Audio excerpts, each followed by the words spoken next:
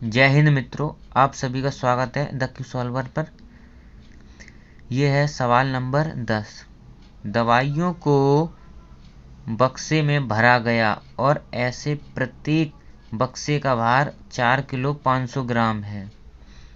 एक वैन में जो 800 किलोग्राम से अधिक का भार नहीं ले जा सकती है, ऐसे कितने बक्से लादे जा सकते हैं। आइए इसका सॉल्यूशन या हल देखते हैं। पहले सवाल समझ लीजिए। दवाई के जो पत्ते होते हैं वो कुछ इस तरह होते हैं। उनमें ज़्यादा से ज़्यादा 10 गोलियां और कम से कम 1 गोली, 2 गोली, 7 गोली, 5 गोली ऐसी होती हैं। तो मान लीजिए दवाई का एक पत्ता है जिसमें कि इस तरीके से 10 गोलियां भरी हुई हैं। ये एक दवाई का पत्ता है जिसमें 10 गोलियां भरी हुई हैं। इन पत्तों को एक छोटा सा डब्बा होता है, उस डब्बे के अंदर भर दिया है। ये पत्ते बहुत सारे उस डब्बे के अंदर भर दिए हैं। अब ये डब्बे जो हैं एक बड़े कार्टून में यानी कि एक बड़े डब्बे में भर दिए गए हैं और उस बड़े डब्बे का जो वजन है वो है 4 किलो 500 ग्राम। और ये हमें पता है कि 1 किलोग्राम बराबर होता है 1000 ग्राम और आधा किलो हो गया हमारा 500 ग्राम। तो उस बड़े डब्बे या कार्टून का जो वजन हो जाएगा वो हो जाएगा 4 किलो जमा में आधा किलो। तो ये कितना हो गया हमारा 4.5 किलो। यानी कि एक कार्टून या एक डब्बे का जो वजन है वो है 4.5 किलो।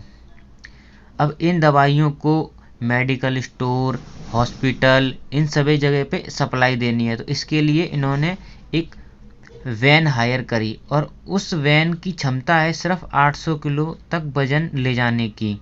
यानी हम उस वैन में सिर्फ 800 किलो वजन ही रख सकते हैं, उससे ज़्यादा वजन उस वैन में नहीं रख सकते। तो अब हमें ये बताना है यानी कि उस वैन के अंदर हम कितने कार्टून के डब्बे रख सकते हैं। तो इसके दो तरीके हैं। सबसे पहले तो या तो पूरे सवाल को किलोग्राम में बदल लो या फिर पूरे सवाल को ग्राम में बदल लो। तो देखो, किलोग्राम में वैन में जो क्षमता है वो है 800 किलो की और हमारे एक कार्टून यानी कि एक डब्बे का जो वजन है वो है सिर्फ 4.5 किलो। और ग्राम में अगर बदलते हैं तो वैन की जो क्षमता है वो है 800 किलो यानी कि 1000 गुणा। तो ये हो जाएगी 800 फिर 30 ग्राम। और एक कार्टून या एक डब्बे की जो क्षमता हो जाएगी वो हो जाएगी 4500 ग्राम। अब इनकी हम भाग कर लेते हैं। तो जो भाग आएगी 800 4.5 यानी 1, ये 8 है तो 4.5, तो यहाँ पर बचेगा 3 और 5 यानी 3.5। इससे छोटा है, भाग नहीं होगा, 0 लेंगे, फिर उसके बाद एक के बाद पॉइंट, तो ये 35 हो गया। तो ये 7 पे 31.5। अभी कितना बच गया हमारा फिर से, तो ये 5 और इतना 3, फिर 3.5 बचेगा जो उससे भाग नहीं होगा। तो इसीलिए हम 0 उतारते हैं। तो ये फिर से 35 हो जाएगा, फिर ये 7 पे जाएगा, फिर ये हो जाएगा 31.5, फिर उसके बाद हमारा जो बच जाएगा 30.5 kg। यानी कि उस वैन के अंदर 177 डब्बे अगर जाते हैं तो जो वजन है वो कितना कम होगा, 3.5। यानी 177 डब्बों का जो वजन हो जाएगा वो हो जाएगा हमारा 796.5 किलोग्राम। और 178 डब्बों का जो वजन हो जाएगा वो हो जाएगा हमारा 796.5 177 और 3.5 इसमें जोड़ दूंगा तो, और हमें 1 किलो और जोड़ना है, तो यानी कि 400, वो 801 किलो। कितना हो जाएगा हमारा 801 किलो। लेकिन गाड़ी में वजन कितना जा सकता है, सिर्फ 800 ही किलो जा सकता है। तो यानी कि ये ज़्यादा हो जाएगा। गाड़ी में कम वजन चलेगा वो ठीक है, लेकिन ज़्यादा अगर गाड़ी में वजन चला गया तो पता चला रास्ते में गाड़ी ब्लास्ट या पहिया ही उसका फट गया तो दिक्कत हो जाएगी। तो इससे अच्छा थोड़ा सा कम वजन चला जाए वो बढ़िया है ज़्यादा वजन के मुकाबले। तो गाड़ी में 177 डब्बे रखना ठीक है 178 डब्बे की बजाय। ये तो होता है किलोग्राम का सिस्टम। अब अगर आपको ग्राम में निकालना हो, अगर आपको पॉइंट का नहीं समझ में आ रहा है तो ग्राम के लिए आप सीधा सेम मेथड, ये तो 8 फिर 1 2 3 फिर उसके बाद 4 5 1 2, तो ये भी सिंपल, ये 4500 है और ये 8000 है। तो ये एक पे जाएगा क्योंकि 45 4500 2 से गुणा करूंगा तो 9000 आएगा, लेकिन मेरे पास 8000 है इसलिए एक पे ही जाएगा 4500। तो अब ये हमारे यहाँ कितना बच जाएगा 3500। फिर उसके बाद हम यहाँ से एक ज़ीरो उतार लेंगे, यानी ज़ीरो उतार लेंगे। अब ये हो गया 35,000 7 पे जाएगा तो ये अब कितना हो जाएगा 31,500। तो अब ये हो गया हमारा 0 0, 10 में से 5 गई 5, 4 में से 1 गई 3। फिर इसके बाद ये हमारा 3500, ये 4500 तो एक ज़ीरो और। फिर इसके बाद देखते हैं तो ये हमारा हो जाएगा 31,500। तो सेम हमारा बचेगा 3500 ग्राम। तो अब यहाँ पर हमारा कितना बचा है 3500 ग्राम सकते हैं 3000 जमा में 500, 3000 ग्राम जमा में 500। हमें पता है कि 1000 ग्राम 1 किलो, 2000 2 किलो, 3000 तो ये हो गया 3 किलो जमा में आधा किलो, यानी कि 3.5 किलो।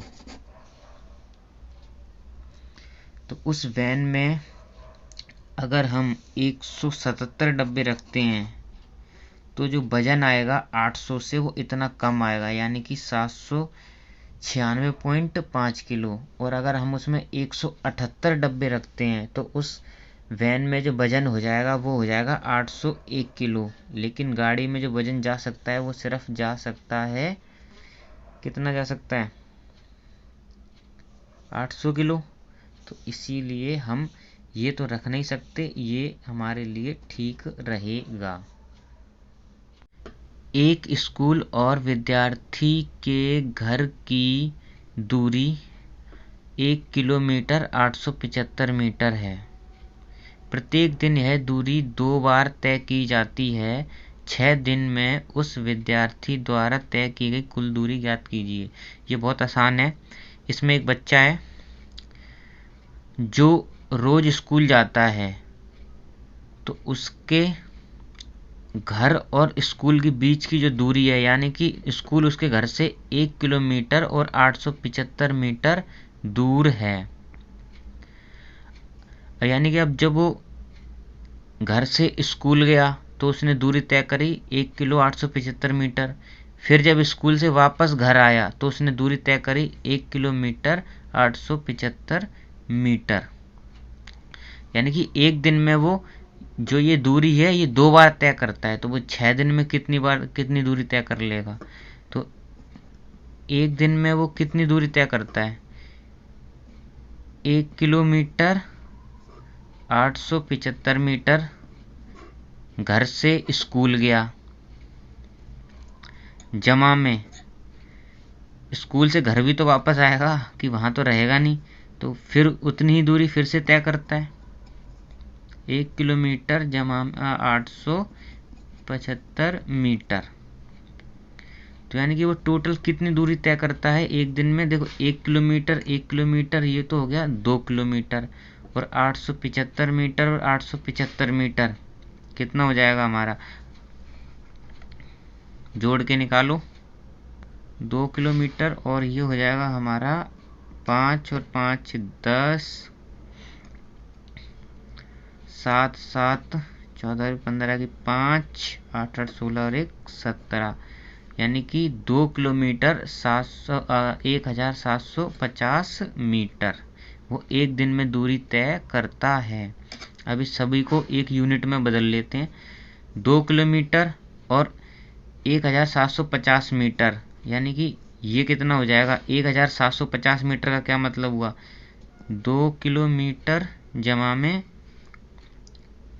1 किलोमीटर और 750 मीटर, तो टोटल कितना हो गया ये हमारा?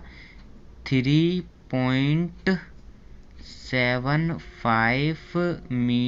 किलोमीटर। तो एक दिन में वो इतनी दूरी तय करता है। एक दिन में इतनी दूरी तय करेगा तो 6 दिन में कितनी दूरी तय करेगा? तो बस उसकी गुणा करनी है। 3.75 गुणा में 6, तो 6 पंजे 30 और 7 6 42 45, 6 3 18 19 20 22,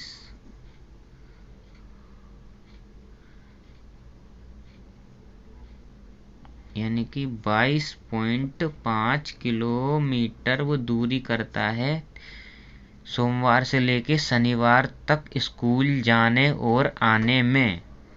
देखते हैं प्रश्न नंबर 12। तो इसमें क्या बताया गया है? एक बर्तन में 4 लीटर 500 मिलीलीटर दही है। 25 मिलीलीटर धारिता वाले कितने गिलासों में इसे भरा जा सकता है? तो इसमें देखिए सबसे पहले तो कुछ चीजें समझते हैं, जैसे हल। 1 लीटर ये होता है हमारा 1000 मिलीलीटर, तो आधा लीटर कितना हो गया? 500 मिलीलीटर। यानी कि इस बर्तन की जो धारिता है, इस बर्तन में कितना दही भरा हुआ है? देखो 1 लीटर 1000 और आधा लीटर 500, तो हमारे पास जो ये 500 है ये तो हो गया आधा और 4, तो यानी कि 4 और आधा कितना होता है? 4.5, यानी कि 4.5 लीटर। तो इस बर्तन के अंदर कितना दही भरा हुआ है? 4.5 लीटर, या इसको ऐसे लिख सकता हूं लीटर। ये दोनों एक ही बात है। तो आइए कुछ इसे लाइव एग्जांपल से समझते हैं। मेरे पास है ये एक बर्तन, इसके अंदर जो दही भरा हुआ है ये कितना भरा हुआ है? 4.5 लीटर। अब यहाँ पर देखिए लिखा हुआ है दही, तो इसके अंदर जो दही भरा हुआ है वो भरा हुआ है 4.5 लीटर। और ये मान लीजिए एक कप है, इसके अंदर जो दही आ सकता है वो आ सकता है 25 ml। इस कप में मैं कितना दही भर सकता हूँ? 25 ml, यानी कि 4.5 लीटर दही को मुझे इन 25 ml वाले कपों में भरना है, तो कितने कप भर जाएंगे? आइए इसी को ही निकालते हैं। देखिए मेरे पास कुल दही इतना है, और जो मेरे पास कप है उसके अंदर दही आ सकता है सिर्फ 25 ml। 25 ml। अब मैंने आपको पहले बताया कि कोई भी चीज, कोई भी दो चीजें गुणा या भाग जब भी हो सकती हैं जब उनकी यूनिट एक समान हो। अब देखिए ये तो हमारे पास लीटर में है, ये हमारे पास मिलीलीटर में है, तो हम इस लीटर वाले को मिलीलीटर में बदलने के लिए 1000 से गुणा कर देते हैं, तो ये हमारा हो जाएगा 4500 मिलीलीटर। अब हम आराम से निकाल सकते हैं कितने कप भर जाएंगे, तो सिंपल सी भाग कर देते हैं। 4500 की भाग हम 25 से करेंगे, तो ये जो होगा हमारा 25 से 25, यानी कि 5 0 और 2, फिर ये 2 25 8 200, फिर उसके बाद ये खत्म और फिर 0 उतारेंगे तो यहाँ पर भी हम 0 देंगे कि 25 ml के 180 कपों में 4.5 लीटर दही समा जाएगा या आ जाएगा। और इस तरह से हमारी आज की वीडियो समाप्त हुई और आप सभी को मेरी तरफ से